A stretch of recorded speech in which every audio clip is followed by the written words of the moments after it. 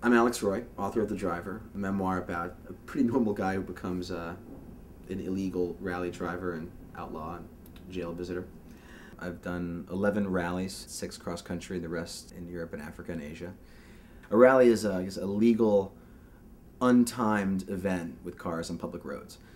Things like the gumball and the bull run, things that I've done in the past, technically are not races.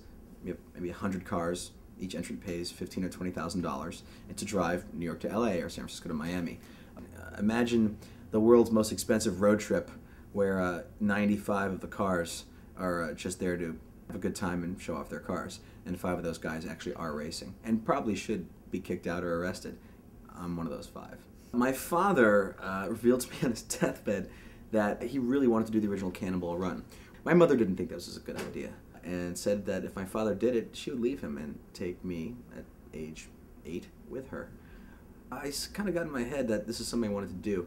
My parents were great parents. I went to private schools. I had everything, but I wanted something money couldn't buy. In the beginning, knowing nothing about cross-country racing, but having only the Cannonball Run movie as research, there were obviously 2 schools of thought. The Ferrari-Lamborghini school of maximum speed, bribery, money, and naked girls.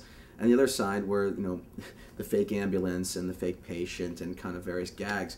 And since I couldn't afford a Lamborghini or Porsche, and also thought that was kind of suicide, and I also always wanted to be a cop, I knew that if I saw a Ferrari going by at 30 miles an hour, that's the guy I'd stop.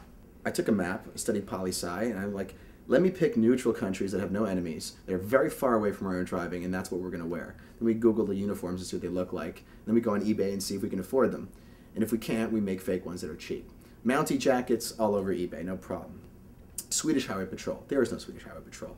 So going as a Swede, everybody loves Swedes. I mean, we wouldn't go probably as Syrian Highway Patrol would not be a good idea, in anywhere. I'll give you an example of the kind of thing we would say if we're pulled over. If we're pulled over alone for a huge speed violation, we're guilty, and it would be insulting to a police officer to do anything but confess, unless he comes up to the car smiling. And if he comes to the car smiling, that means he might know who we are, and if not, he wants to let us go. He's looking for an excuse not to if we mess up. So, police officer comes to the car and he's smiling, and if we're in German police outfits, I'll break out the only German I know. And that would be, Guten Abend, Herr Amerikaner Offizier, das ist eine deutsche Autobahnverfolgung, Stuttgart, Polizei, BMW M5. Which he would have no idea what that means. Which is basically, how are you doing? How do you like my Stuttgart Highway Patrol BMW? I only wish I was as good at, say, researching medical cures for obscure illnesses as I was at driving a car long distances, but I'm not.